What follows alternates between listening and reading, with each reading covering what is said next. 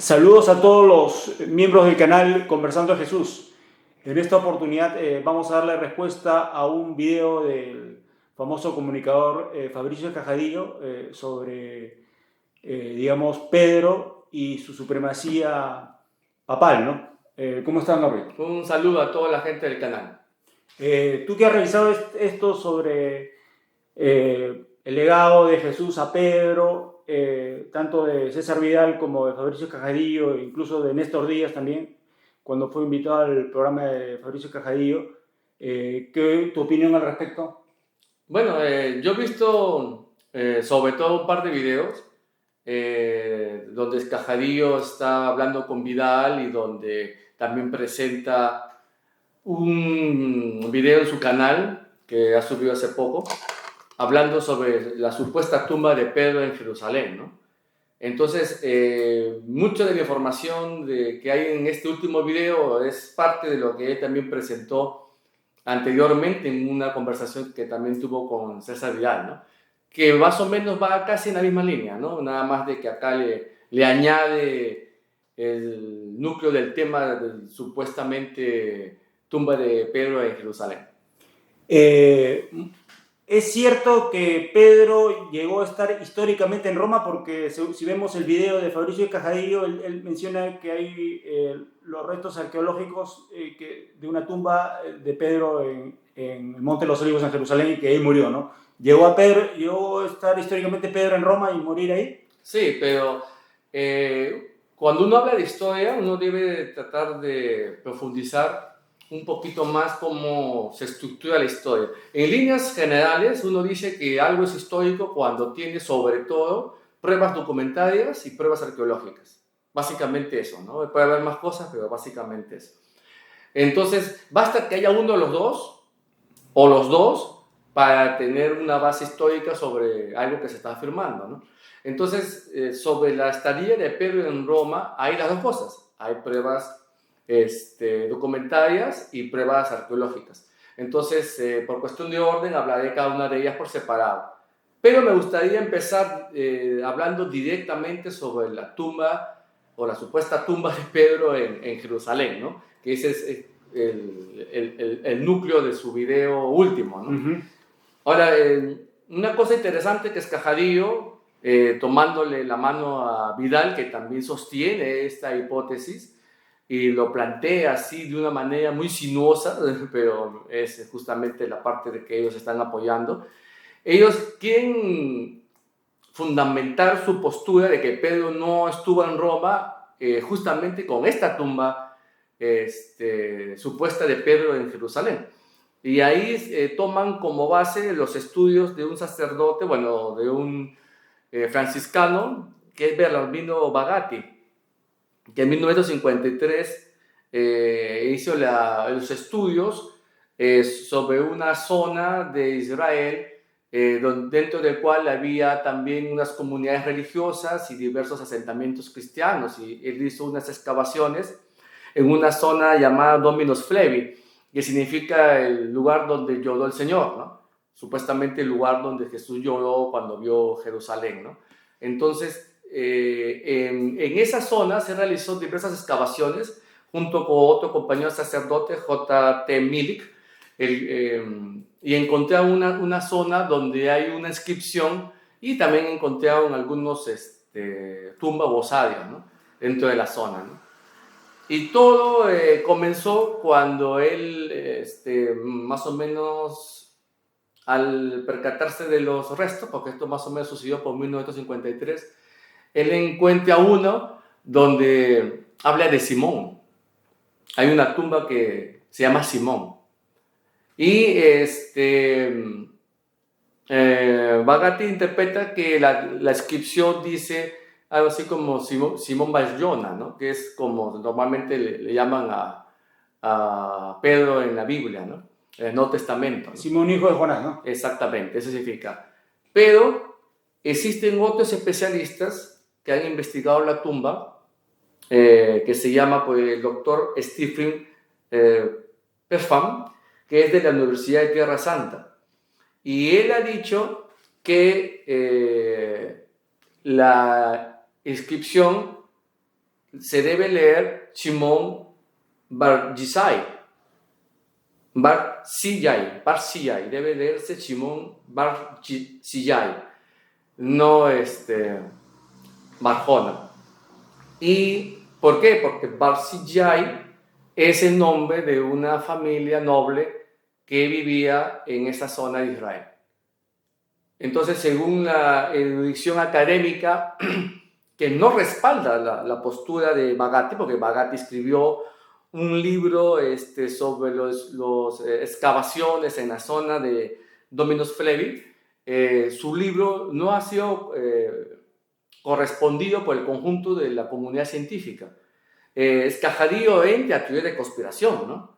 Entra a teoría de conspiración en el que Papa Pío II está ahí en contra de él y que lo prohibió seguir hablando del tema, supuestamente por una cuestión de que está como tumbándose la doctrina católica. Obviamente Bagatti escribió ese libro, él supuso que ese era el Pedro del Nuevo Testamento y esa fue su opinión de él, ¿no?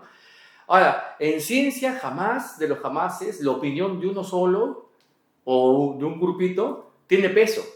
Es una propuesta, sí, pero tiene que ser corroborado científicamente por otros académicos. Y la postura de Bagatti no ha sido corroborada por posturas de otros académicos científicos. Y eso ha sido justamente porque la tumba de Roma tiene mucho más evidencia a favor. Uno, y dos, porque la inscripción tan famosa que Bagatti tradujo y que Escajadillo y Vidal tanto lo han elevado, en verdad no tanto por amor a la verdad, sino porque ellos tienen una postura muy, muy anticatólica, ¿no? Entonces es como buscar las tres patas al gato, ¿no? Y lo presentan como si fuera el gran descubrimiento, de una manera conspirativa, no, que lo han ocultado, que nadie lo quiere ver, que nadie ha mandado una investigación al lugar, pero esa tumba ha sido revisada y la inscripción ha sido revisada por pares, como es en ciencia, y estos pares son académicos, no son pues autoridades sesgadas de la Iglesia Católica, no son académicos, y estos académicos han desestimado que esa tumba sea la de Pedro. Pero es de un judío del siglo I, Exacto, supuestamente. exacto. Pero hay un montón de tumbas de judíos del siglo I. Claro. Hay un montón de tumbas de judíos del siglo I. Ahora, Escajadillo dice, por ejemplo, ay, cuántas probabilidades hay de que haya un Shimon Bar Yochai que al mismo tiempo esté correlacionado con otros nombres bíblicos que supuestamente tendría la tumba, y si tú le vas sumando cada uno de esos otros nombres, la probabilidad baja a una cuestión ínfima de uno entre no sé 100.000, etcétera, etcétera, etcétera. Yo le diría a Escajadillo, prueba científicamente las fuentes de donde tú estás sacando tu cálculo probabilístico. Tú lo dices el cálculo, pero no fundamentas el cálculo. ¿De dónde lo has sacado? ¿Te lo has inventado en tu cabeza? ¿O estás siguiendo un cálculo hecho por quién? ¿Quién fundamenta que ese cálculo es real? Yo me diría que no lo es. Y en este caso el onus probandi también va para él, tiene que sustentarlo de dónde es. ¿Por qué? Porque yo voy a poner algunos ejemplos, ¿no? Yo voy a poner también algunos ejemplos. Ya, si basta que haya una tumba que sea del siglo I y que tenga nombres de algunos personajes de la Biblia para supuestamente probar que eso es verdad, entonces la tumba de Talpio sería verdad. ¿Y cuál es la tumba de Talpio para que la gente entienda o tenga una idea sobre el tema? La tumba de Talpio es una zona de Jerusalén. Se encontró el 28 de marzo de 1980, ¿no? O fue redescubierta. Entonces, esta tumba se hizo famosa porque supuestamente hay 10 osarios, de los cuales hay uno que se ha perdido y quedan 9 osarios. Hay el 10º osario, hay una polémica, si es un Jacob que vendría a llamarse Santiago o no, porque nunca se encontró la 10ª tumba, y se encontró una tumba que dicen, según el que lo estuvo promocionando, o que tenía ciertas, digamos así, acusaciones de estafador, de que esa era la 10ª tumba de Talpiot, pero en verdad no está probado, pero sería un supuesto Jacob Santiago. Pero exceptuando a esa tumba, supuestamente en esa tumba de Talpiot, que era el siglo I, dicho sea de paso, que es un osario, o sea, que normalmente las tumbas judías que se excavaban tenían una primera zona donde se ponían los cuerpos y había una segunda zona donde posteriormente los huesos iban a reposar ahí. O sea, la costumbre judía era dejarlos reposar un tiempo los cadáveres hasta que se vuelvan huesos. Después los huesos serían sacados y eran colocados en unas telas especiales en una zona especial, en otro tipo de tumbas. Y esos son los osarios, porque solamente son huesos. Los osarios vienen de huesos. Entonces, en la tumba de Talpiot, ¿qué cosa había? Supuestamente había un Jesús, hijo de José. O sea, esta es la tumba de Jesús y ahí está el cuerpo de Jesús. Eso es lo que James Cameron sacó en 2007 su popular documental La tumba perdida de Jesús, ¿no? Y junto con eso habría una María, hay un José, había un Judas, y también supuestamente una María Magdalena, ¿no? Y un Mateo. Entonces estamos hablando de más o menos unos seis personajes del Nuevo Testamento, ¿no? La pregunta sería, según la lógica de Escajarillo, entonces esta sería más bien la tumba de Jesús. Y estaría junto con María, con José y todos los demás, y Mateo también, ¿no? Pero si esta es la tumba de Jesús, entonces lo que dice el Nuevo Testamento, de que Jesús fue enterrado en un sepulcro, que es el que se conserva actualmente en la Basílica del Santo Sepulcro, y que toda la evidencia científica y los documentales demuestra que esa es la tumba de Jesús, hablando de evidencia arqueológica de Jesús, ¿no? O sea, esta es una evidencia arqueológica también de Jesús, su tumba. Entonces, eso generaría problemas, pues, ¿no? Con una visión en la cual el Nuevo Testamento se tenga base historiográfica, ¿no? Entonces, Escajarillo, ¿cómo queda? Entonces, ¿qué? Entonces Jesús no resucitó. Entonces Jesús está ahí, muerto ahí, y supuestamente se habla de una Mariamne Gemará, que algunos lo interpretan como María Magdalena, pero en verdad no es eso, ¿no? Que lo ponen ahí, que supuestamente podría ser su esposa. Es esa Mariamne Gemará, que está junto al osario supuestamente de Yeshua ben Yosef. Bueno, que según algunos, pero tampoco sería un Yeshua, se traduciría más bien un Haná ben Yosef. Pero bueno, esa es otra historia. Pero si seguimos con la línea de Escajarillo, entonces la tumba de Talpiot también sería cierta, porque según las probabilidades que hay un autor que también supuso estas cosas, también saldría una probabilidad muy pequeñita dentro de miles que la repetición de estos nombres tendría muy pocas posibilidades de que pueda ser otra cosa. Igual que lo que él señala de la tumba del supuesto Simón en Jerusalén, ¿no? Y otra cosa muy interesante, que esta tumba de Pedro en Jerusalén no dice Pedro ni Cefas, ¿no? Solo dice Simón, ¿no? Entonces, solo dice Simón. Y cuando normalmente a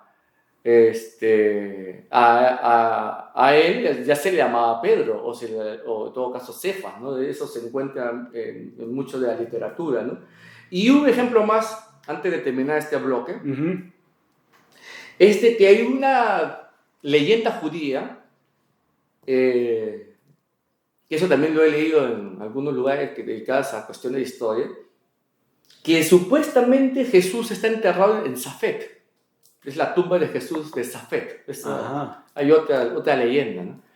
¿Y por qué? Porque hay una zona en Safed, que está más al norte, en Galilea, donde hay también como una construcción que parece una tumba, porque no, en verdad no se encontró ningún cuerpo ni nada, donde ahí pone Jesús de Nazaret.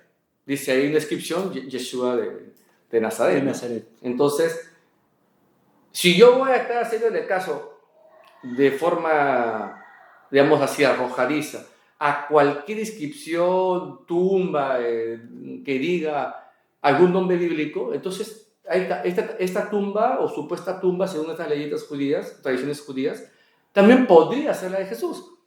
Entonces, también el Nuevo Testamento carece de base historiográfica. Entonces, tenemos una tumba de Jesús, la de Talpio, en Jerusalén, tenemos otra tumba de Jesús en Safed, en Galilea.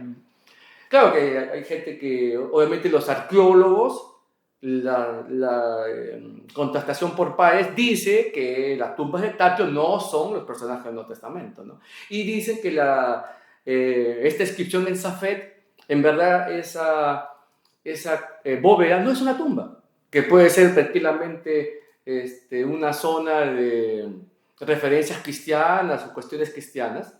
Y las mismas leyendas judías cambian. Hay algunas leyendas judías que dicen que no es la tumba de Jesús, sino es el lugar donde Jesús se escondió, que se escondió para que no lo crucifiquen. Entonces, vemos de que si vamos a estar hablando sobre creer en una tumba así como así, porque es del siglo I, porque todo esto que estoy hablando es del siglo I, Claro. entonces no es argumento suficiente para probar que esa tumba sea de Simón. Muy bien. Y digamos, recurriendo a lo que es la crítica textual, no necesariamente a la teología, el capítulo de Mateo 16-18, los evangélicos dicen que la roca se está refiriendo a Cristo, ¿no? Digamos, es explícito que la roca se está refiriendo a que Jesús le está dando el legado a Pedro. Sí, definitivamente es explícito. Sin embargo, como el tema teológico es bastante amplio, pero bueno, está en relación a esto. Ajá. Porque supuestamente es Cajadillo y Vidal lo que pretende decir, como Pedro no murió en Roma, según ellos, entonces nunca estuvo en Roma, nunca fue obispo de Roma, entonces está de más hablar de primado de Pedro, está de más hablar de sucesión apostólica, sí, está de más hablar de todo, ¿no? Claro. Aunque no necesariamente, porque Pedro puede estar en otro sitio y desde ahí nombrar a otro, ¿no? Que lidere la iglesia, ¿no? Claro, lo que pasa es que Vidal siempre se enfoca en que el capítulo de Mateo es claramente que Cristo se está nombrando como el jefe de la iglesia, ¿no? Que la roca, él mismo se está nombrando como jefe de la iglesia Cristo y que la sucesión apostólica, la sucesión de papas nunca existió, ¿no? Claro, pero ahí está hablando piedras, él habla de ridiculeces, ¿no? Yo creo que claro, las ridiculeces las habla él, y las dice Cascadillo también. Yeah. Porque solo por señalar un punto nada más, ajá, Vidal tiene la mala costumbre, hasta yo podría decir que deshonesto, de estar citando en apoyo a todos los anticatolicismos que él habla, supuestas autoridades o especialistas católicos. Él dice, no, los especialistas católicos me dan la razón, los especialistas católicos dicen que Pedro no estuvo en Roma, los especialistas católicos dicen que Pedro no fue obispo de Roma. ¿De qué especialistas católicos está hablando Vidal? ¿Está hablando qué? Personas que se han salido de la iglesia católica, que dicen que son católicos, o está hablando de anticatólicos, de hereje, de personas que tienen sanciones, personas que ya no son católicas. ¿Y por qué digo esto? Porque en este último video, el de la tumba supuesta de Pedro en Jerusalén, Vidal cita a un autor que se llama Haskun. Él cita a un autor que se llama Haskun, que él también dice que Pedro nunca estuvo en Roma o no fue obispo de Roma y que mucho de lo que habla la iglesia católica es falso, y lo cita como fuente católica. Cuando este personaje ya no es católico, porque cuando una persona, por acto de conciencia, y eso es en todo lo básico en una religión, todo se determina principalmente por un acto de conciencia, antes que por un formalismo, ¿no? O sea, no es necesario comulgarlo a Hans Kuhn, aunque sería bueno, sí, sería bueno, sino que cuando ya una persona ve que una persona ya disiente o está en contra o se opone a la doctrina católica, ya se sabe que su estado de conciencia que ya no es católico. Y Hans Kuhn es así. Todo el que sabe la línea de Hans Kuhn, que tiene, lo que sí tiene son sanciones eclesiásticas, y se le ha prohibido, por ejemplo, dar clases como profesor dándose el título de profesor católico, por ejemplo, ¿no? Tiene sanciones eclesiásticas de ese tipo, porque ya no representa el catolicismo. Algo parecido a lo que le pasó a Dor Wines, ¿no? Que también tiene sanciones parecidas, no puede hablar Paola también, ¿no? en exacto el nombre del catolicismo. ¿Por qué se hacen estas sanciones? Porque estas personas ya no representan en sus posturas o en su persona el catolicismo. Entonces, ¿de qué especialistas católicos estamos hablando acá? Entonces, si tú me dices que Hans Kuhn es un especialista católico, es como que yo me crea que Cristian Izquierdo, cuando fue a fregar a Turbina, dijo: yo soy católico. Yo me lo tengo que creer, ¿no? Claro, es claro. la misma ralea, ¿no? Entonces, que es que Jairo tampoco pues, me saque fuentes falsas y fuentes fraudulentas, sacándome gente como grandes fuentes o, de bases básicas, tanto a Vidal, incluso también lo saca a Cristian Izquierdo, ¿no? Y a otros, ¿no? Pero en verdad A Pacheco también lo Pacheco, menciona. Sí. que están falsificando fuentes, ¿no? Están falsificando elementos. Por ejemplo, hay un autor que quiso promocionarse con la tumba de Talpiot, sacando estadísticas falsas. Esas estadísticas falsas que usa Escajadillo para hablar de la supuesta probabilidad estadística de la tumba de Pedro, que se llama Feuerberger, o capaz se debe pronunciar Feuerberger, o una cosa así en alemán. Este personaje es el que elabora los cálculos probabilísticos para tratar de fundamentar la tumba de Talpiot. Que si tú tienes un Jesús, encima le pones una María y encima le pones un Mateo, bueno, un Judas en este caso, le pones una María o le pones una María Magdalena y así va sumando, las probabilidades van disminuyendo hasta ser casi prácticamente imposible que eso no pueda pasar en otra forma. Eso es lo que hace en Feuerberger sobre la tumba de Talpiot, y es el mismo procedimiento, sino que se está copiando el Cajadillo de este autor, que él está aplicando a la tumba de Pedro en Jerusalén, pseudotumba, ¿no? Y ese proceso probabilístico no se puede hacer. Los historiadores dicen, muchos historiadores dicen, por ejemplo, está José Cías, que es curador hasta 2007 al menos, de la Autoridad de Antigüedades de Israel, es una fuente. Él dice que por nombres comunes, es imposible hacer cálculos probabilísticos. ¿Por qué? Porque no hay suficiente base histórica que nos permita saber cuántas personas en ese periodo histórico, por Israel del siglo I, Jerusalén del siglo I, se llamaban de tal o tal forma. Porque muchas de las inscripciones de las lápidas y los osarios no tienen nombre. Hay muchos osarios, muchas tumbas que no tienen nombre. No sabemos, por lo tanto, a quiénes pertenecen. O han sido borradas. O simplemente no hay nada y todo está destruido. Por lo tanto, si no hay bases físicas para poder hacer los conteos, eso es lo que te dice este especialista y otros especialistas, ¿cómo puedes tú sacar cálculos probabilísticos? No se puede hacer cálculos probabilísticos. Y si las haces sobre lo que ya se conserva, los nombres que se pueden conservar en los osarios existentes, claro, pues tú haces un cálculo en base a eso. Pero ese cálculo en base a lo conservado no es el cálculo correcto, porque en verdad tú no sabes en verdad cuántas nombres en general en la población. Y no puedes extrapolar desde los nombres de las tumbas que sí tienen nombre, extrapolar eso al conjunto de la población, porque es un caso muy pequeño, porque estás sacando una muestra estadística muy pequeña. No se puede hacer un cálculo probabilístico total de la población, ni de Jerusalén ni de Israel, en base a ningún nombre.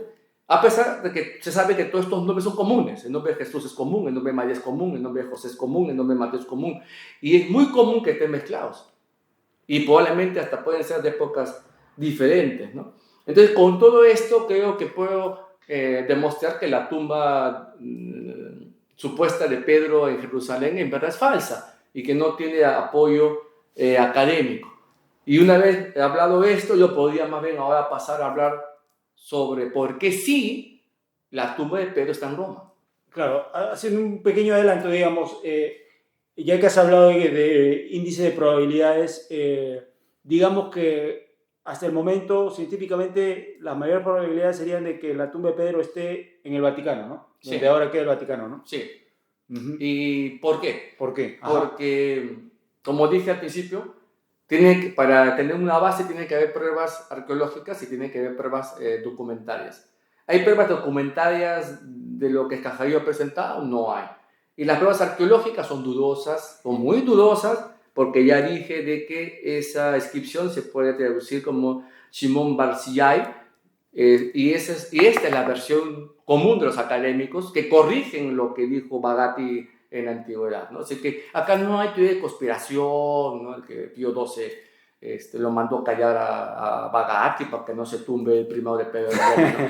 Entonces no es así. Y si le dijo que lo deje, porque puede ser, es porque simplemente la evidencia arqueológica era mayor hacia Roma y por lo tanto Bagatti, como le pasa a muchos investigadores, son tercos con su postura, ¿no?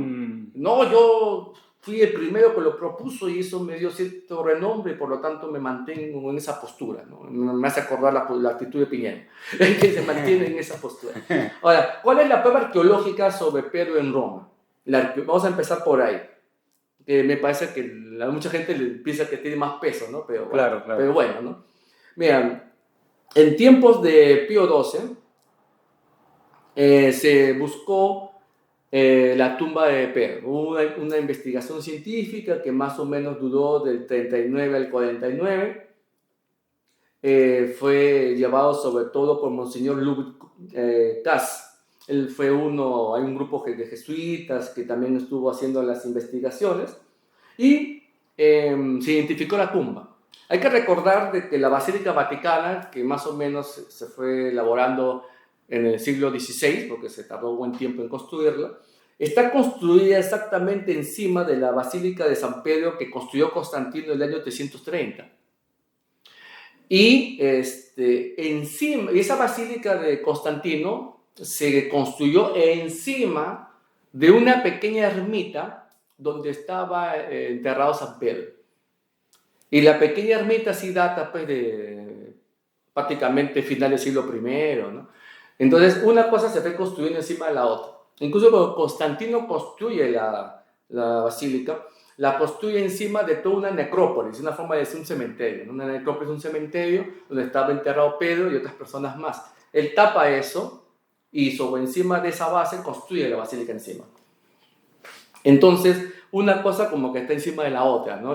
Y la basílica de Constantino, tengo entendido que fue deconstruida buena parte, o básicamente hasta los cimientos, y encima de eso se construyó la Basílica de San Pedro que hay ahora en el Vaticano, ¿no? Entonces, en verdad una cosa está construida encima de la otra, ¿no? Es como una muñeca matrioshka rusa, ¿no? Uno está dentro del otro, uno está dentro del otro. Increíble. Y entonces, ¿qué se encontró? La tumba de Pedro en esos tiempos. Y lo que pasó fue de que al encontrarse la tumba, las excavaciones hicieron que una parte de uno de los muros tapara unos huesos que habían sido separados ya por la primera investigación y que estaban dentro de una túnica escarlata o púrpura y dorada, ¿no? Sabía que en la primera excavaciones se la había encontrado entre muchas otras cosas y se guardó, pero eso que se guardó fue tapado posteriormente por la tierra y el común de las excavaciones, pues eso tuvo como un tiempo perdido, ¿no? Posteriormente, pero se anunció que se había encontrado la tumba, por lo que se encontró la ermita. Y dentro en esa ermita se encontraron diversos gráficos, ¿no? Signos escritos señalando que esta es la tumba de Pedro. En cuanto a la identificación de los huesos, eso ya pasó un poquito más adelante, más o menos en tiempo de Pablo VI. Pero ¿cómo pasa acá? Había una investigadora que se llama Margarita Guarducci, que es conocida, Margarito o Margareta, depende, es italiano, ¿no? Ella es especialista en epigrafía, ¿no? Que es la lectura de textos o gráficos sobre piedra, o sobre paredes, sobre superficies que tengan que ver con materiales duros. Y en 1952, ella empieza a investigar estas cuestiones. Dicho sea de paso, también es una de las más grandes autores de historia en Italia de su época, ¿no? Y ella encontró tela, este manto, donde estaban escondidos unos huesos, ¿no? Cuando ella prosiguió las excavaciones en la tumba, porque se había anunciado que se encontró la tumba, pero no se había anunciado que se encontraban los huesos, ¿no? O sea, el cadáver mismo de San Pedro. Entonces ella continuó las excavaciones. Y hay una parte de la tumba que se llama el muro G. Se llama muro G por G de grafitos, ¿no? O gráficos, ¿no? ¿Y qué se encontró entre los gráficos de este muro, ¿no? Se encontró, por ejemplo, una inscripción que dice: Pedro ruega por los cristianos que estamos sepultados junto a tu cuerpo. Me parece un gráfico muy evidente, ¿no? Y hay otro gráfico todavía más antiguo que dice: Pedro está aquí. Hay otro que es la letra P, la P de Pedro, ¿no? De Petros. ¿En qué idioma? La P ya sería latín, ¿no? Latín. La P ya sería latín. Y se encontró una vara vertical con 3 líneas horizontales, ¿no? Que es como si fuera una cruz de 3 líneas. Ese símbolo de Pedro en la antigüedad. O sea, todos estos gráficos estaban en ese muro de la ermita, porque había varias cavidades, y justamente cuando se profundiza y se investiga que se encuentra los huesos. Ahora, Margarita Guarducci, aunque ella encuentra los huesos, la autentificación de los huesos se lo pasan a otra persona que es especialista en el área, que es el doctor Venerato Correnti. Él es de la Universidad de Palermo, ¿no? Él se encargó de la autentificación de los restos y él dijo: es un varón de complexión robusta, de edad avanzada, del siglo I.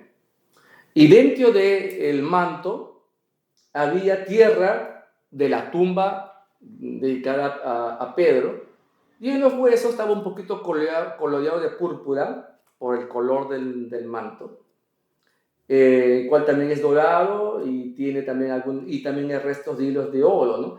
Los hilos de oro son añadiduras a personajes de gran nivel, ¿no? Entonces se sabe perfectamente que en los tiempos de Constantino, para preservar los huesos de profanaciones, se les puso dentro de este manto, ¿no? De este manto púrpura, y se les tuvo preservado hace un tiempo. Y justamente eso es lo que en las primeras excavaciones se puso un costado que fue tapado y que después Guarducci lo descubre, y el doctor Correnti certifica que es por cuestiones antropológicas, que no es necesario aplicar genética, por cuestiones antropológicas saca toda esta correlación. Entonces, mira, si tenemos un cuerpo que corresponde... me olvidaba, los huesos no tienen los pies. Los huesos, el cadáver que se señala que este Pedro no tiene los pies.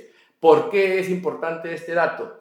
Porque todas las tradiciones históricas, que después voy a hablar de eso, dicen que Pedro fue crucificado de cabeza. Yeah. Y cuando los romanos crucificaban a alguien de cabeza, una de las cosas que hacían para descolgarlo era cortarle los pies. Le cortaban los pies para que cayera el resto del cuerpo, ¿no? Porque las manos no van a aguantar, ¿no? Claro. El peso del clavo, sobre todo, está en el pie, ¿no?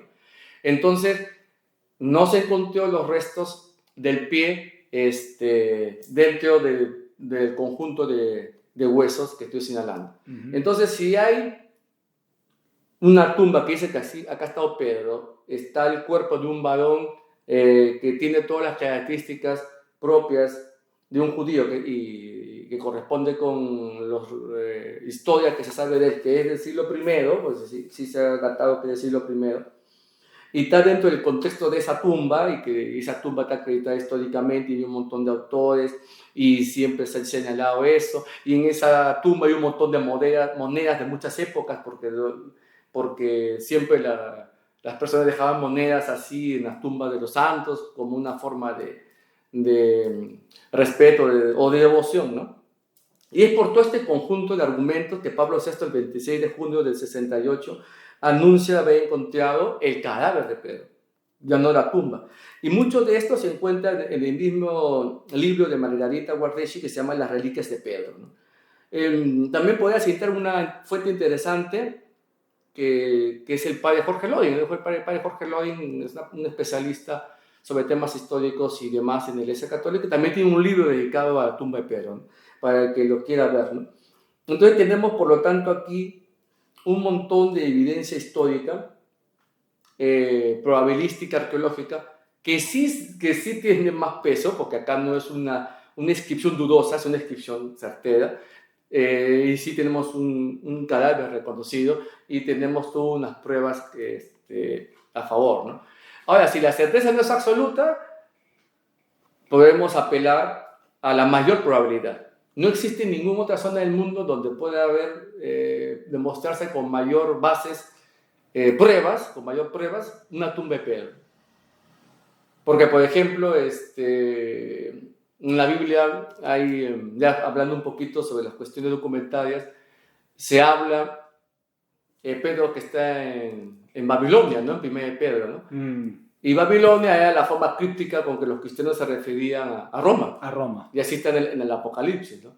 Entonces no hay... Y hay muchos escritos cristianos que no están en la Biblia que señalan incluso hasta judíos que señalan a Roma como Babilonia, ¿no?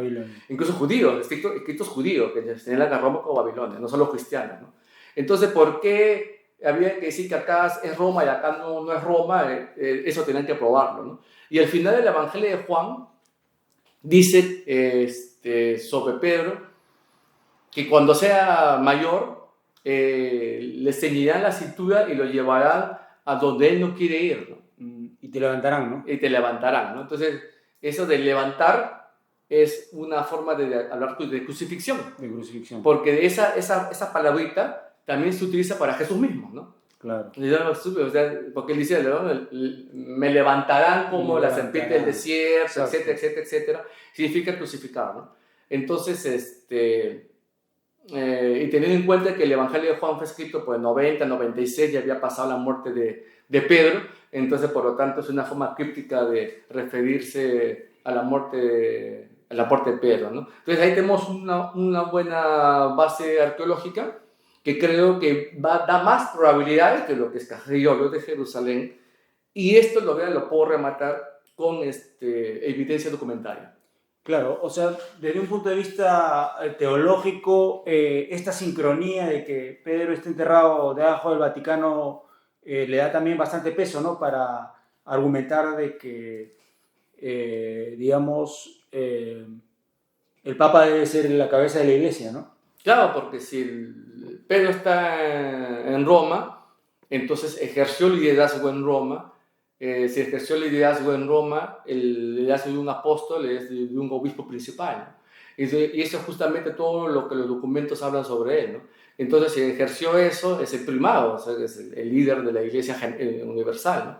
Y todos sus sucesores mantienen esa jurisdicción, ¿no? Que es lo que la Iglesia siempre entendió. Y hay un montón de manuscritos cristianos que hay de la sucesión apostólica, San Ireneo del Ayo en el siglo II, San Ciprián de Cartago en el siglo III también habla sobre eso, ¿no? Que es la Iglesia de Roma, donde está basada la autoridad de toda la Iglesia universal, o sea, ya decir Iglesia católica, ¿no? Y obviamente ya hay listas posteriores como las Agustín de Hipona que siempre comienzan con Pedro, ¿no? Que a Pedro le sigue Lino, Anacleto, Clemente, etc., ¿no? Hay esas listas y diversas versiones en diversos documentos. Pero, sin embargo, también tengo toda una lista de documentación bibliográfica que habla que Pedro estuvo en Roma y murió en Roma. Y antes de sacar una lista, yo voy a mencionar que el mismo César Vidal ahora niega que Pedro estuvo en Roma. Sí, niega que estuvo en Roma. Ni siquiera llegó a pisar Roma. Sí. Ni siquiera llegó a pisar Roma. Sí, sí. César Vidal tiene un libro que sacó hace tiempo que se llama Diccionario de Patrística. Él tiene un diccionario de patrística. En esa obra,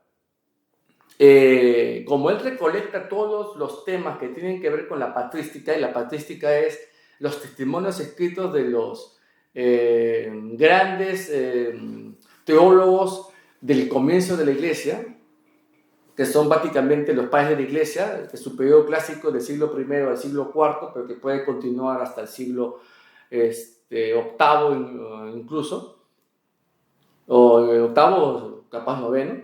En ese libro, César Vidal, cuando recopila los datos sobre los padres de la Iglesia, sobre la estadía de Pedro en Roma, él reconoce, en base a todos estos testimonios escritos y documentados, que Pedro sí estuvo en Roma. Nada más que él trata de no reconocer que fue obispo, ni que fue primado, pero sí reconoce que Pedro estuvo en Roma. En este libro dice eso. Ahora en sus videos dice que no. Entonces, ¿a cuál Vidal le voy a creer? ¿Le creo al del libro o le creo al del video? Y otra cosa muy importante. En los videos no sienta él evidencia sobre que no estuvo en Roma. En el libro sí hay evidencia, en su propio libro hay evidencia, muestra la evidencia documentaria de que Pedro estuvo en Roma. ¿Y cuál es la evidencia documentaria de su mismo libro, más lo que en general se tiene sobre los testimonios que hay de Pedro en Roma? Le voy a dar una pequeña lista que los oyentes pueden investigar y pueden constatar y pueden comprobar, ¿no? Confirmar lo que estoy hablando. Mira, por ejemplo, empiezo con el presbítero Cayo de Roma. Él escribe más o menos por el año 198 un texto que se llama Discusión contra Proclo. Él dice en ese libro, que está conservado, si no me equivoco, en la historia eclesiástica de Eusebio de Cesarea: yo puedo mostrarte los trofeos de los apóstoles. Los trofeos se dedican pues a los cuerpos, ¿no? o a las tumbas, pero más a los cuerpos, ¿no? Los trofeos de los apóstoles. Si ¿qué decía el Vaticano? Que en ese tiempo le llaman así una colina, la colina del Vaticano, se llama la colina del Vaticano, que bueno, dicho sea de paso, esa colina no es parte de las 7 colinas clásicas que salen de Roma, es una colina que está aparte, que está más bien cruzando el río Tíber, o sea que no tiene que ver con las colinas de la bestia, ¿no? Que habla de 7 colinas, ¿no? No es esas colinas, la colina del Vaticano es una colina independiente aparte. Si quieres ir al Vaticano o a la Vía Ostiente, encontrarás los trofeos de los fundadores de esta iglesia, hablando por Roma, ¿no? Y obviamente se está refiriendo tanto a Pedro como a Pablo, ¿no? ¿Qué más hay? Papías de Hierápolis también menciona la estadía de Pedro en Roma, en el cual él le dictaría a Marcos sus experiencias con el que Marcos haría su evangelio. Papías de Hierápolis del siglo II, ¿no? Clemente de Alejandría también sostiene que Pedro estuvo en Roma, es desde el siglo II también. Un dato muy importante: la carta de San Clemente Romano a los Corintios, que es del siglo I, más o menos del año 96, 95, coincidente con el tiempo de San Juan. En esta carta Clemente Romano dice que Pedro estuvo en Roma y que murió ahí junto con San Pablo, y que ellos son los fundadores de la iglesia, bueno, los fundadores de la iglesia en Roma, no tal vez en el sentido literal, pero al menos sí en el sentido honorario. San Ireneo de Lyon, que ya lo mencioné, que tiene una lista de los sucesores de Pedro, obviamente diciendo que Pedro estuvo en Roma. El mismo San Ignacio de Antioquía, en su carta a los romanos, en el 107, dice que la iglesia de Roma está fundada sobre Pedro, ¿no? Y que él no puede mandar nada sobre la iglesia de Roma como Pedro mandaba ahí, ¿no? El obispo Dionisio de Corintio en el siglo II también da testimonio de la estadía de Pedro en Roma. Y un dato muy interesante es Tertuliano, ¿no? Que también es un padre de la iglesia, que él vivió en el siglo II para comienzos del III, y en algunos de sus libros, por ejemplo, de Prescriptione dice esto, ¿no? Si está cerca de Italia, tienen a Roma, en donde la autoridad está siempre a mano, o sea, pues la autoridad del obispo de Roma, ¿no? Que afortunadamente es esta iglesia para lo cual los apóstoles han volcado toda su enseñanza con su sangre. Eso quiere decir martirio, ¿no? Donde Pedro ha emulado la pasión del Señor. Ha emulado significa que lo ha hecho igual, ¿no? Porque Jesús murió crucificado, pero muere crucificado. Y donde Pablo ha sido coronado con la muerte de Juan. Se refiere a Juan Bautista porque Juan Bautista fue decapitado, ¿no? Entonces Pablo también fue decapitado. Entonces, ¿qué te dice Tertuliano? Te está diciendo que Pedro murió crucificado en Roma, y no había persecución, junto con Pablo, que fue decapitado. En otro libro que se llama Scorpiane dice Tertuliano, el retoño de fe ensangrentado primero por Nerón, porque se sabe que fue Nerón el que inició esta persecución, en Roma, allí Pedro fue ceñido por otro, está tomando ese término del Evangelio de Juan, fue ceñido por otro, dado que fue ligado a la cruz. ¿Qué significa en cristiano? Fue crucificado, murió crucificado en Roma. Orígenes, que es del siglo II, dice esto. Pedro, que fue crucificado en Roma, con su cabeza hacia abajo, o sea, Orígenes te describe bien la muerte de Pedro, como él mismo había deseado sufrir. O sea que Pedro, como dice la tradición histórica, pidió ser crucificado así porque no se sentía digno de ser crucificado como Jesús. Incluso hay algunos apócrifos hechos por cristianos, que es los Hechos de San Pedro y los Hechos de los Santos Pedro y Pablo, que también dice que Pedro estuvo en Roma y murió en Roma. Entonces, todo esto que he mencionado, ya para no hacerlo tan largo, pero hay más fuentes, ¿eh? Sí. Hay más fuentes, yo puedo sacar más citas. Todo esto se llama prueba documentaria. Y todo esto, junto con la prueba arqueológica, es lo que le da peso historiográfico a la postura de que Pedro estuvo en Roma. Ni la Iglesia Ortodoxa tampoco niega que Pedro estuvo en Roma, ¿no? Entonces, esta es evidencia. Si tú me dices, y te lo digo a ti, Escajadillo, o a ti, a César Vidal, si tú me dices que tú tienes más evidencia documentaria y más evidencia arqueológica a favor de la tumba supuesta de Pedro en Jerusalén, que ya negué que no la hay y que no lo es, preséntala. Si no, honestamente te reto a debatir el tema públicamente, porque la verdad es de que todo lo que estoy hablando, esto es historiografía, no ni siquiera estoy hablando de teología, pero la teología bien hecha no puede divorciarse de la historiografía bien documentada. Claro, Escajadillo invitó el año pasado a Dante Urbina, que también es apologista, a su canal, pero lastimosamente no se presentó, ¿no? Sería interesante que el señor Escajadillo te pudiera conceder presentarte en su canal para poder debatir sobre este tema, ¿no? Claro, o sobre muchos otros temas, porque también el problema de Escajadillo, pues Vidal se despacha hablando todo tipo de cosas sobre el peinado de Pedro, de la autoridad de Pedro, sobre la asunción de la Virgen, sobre los dogmas marianos, y habla pues un montón de anticatolicismos.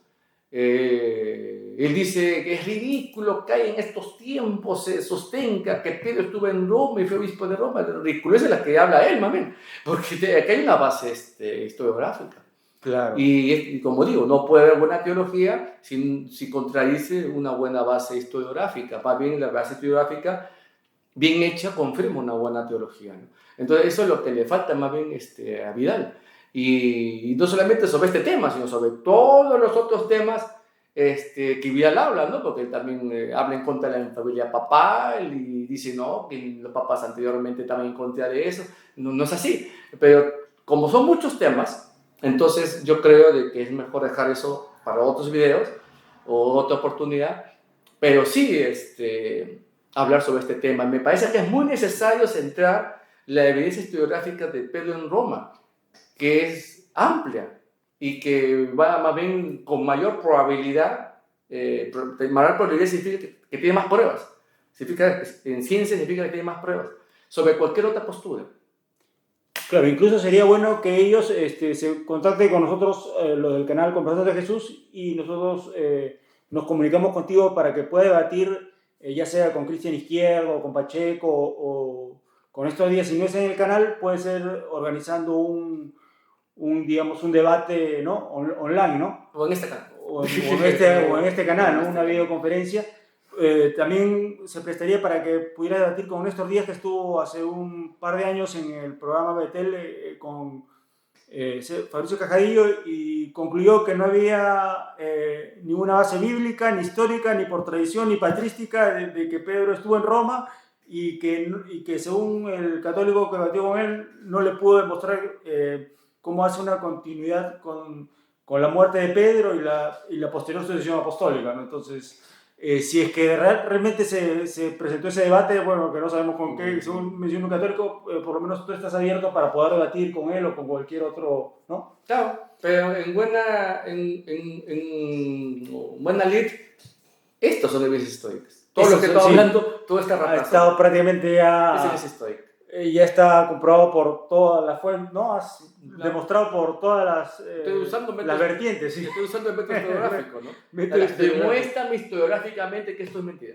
Claro, claro. Y así como esto es verdad, ya es más fácil entroncar la sucesión apostólica, hablar de estos otros temas desde una base historiográfica. Desde una base historiográfica científica, ¿no? Exacto, ¿no? Que también lo puede ser teología, pero... Claro, teológicamente también. Pero claro. hay que, como digo, lo voy a repetir, una buena teología tiene que estar en armonía con una buena historiografía.